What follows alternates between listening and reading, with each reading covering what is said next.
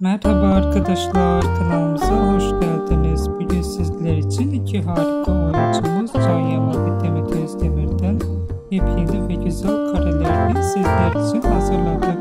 Can Yaman ve Demet Özdemir çifti Erkenci Kuş dizisinde birlikte rol almış ve sevgili olmuştular ve yollarını ayırmıştılar. Biz de sizler için Can Yaman ve Demet Özdemir'den güzel ve romantik karelerini hazırladık. Bu videoların devamı gelmesini istiyorsanız kanalımıza abone olup yorum yazmayı unutmayın. Herkese teşekkür ederiz.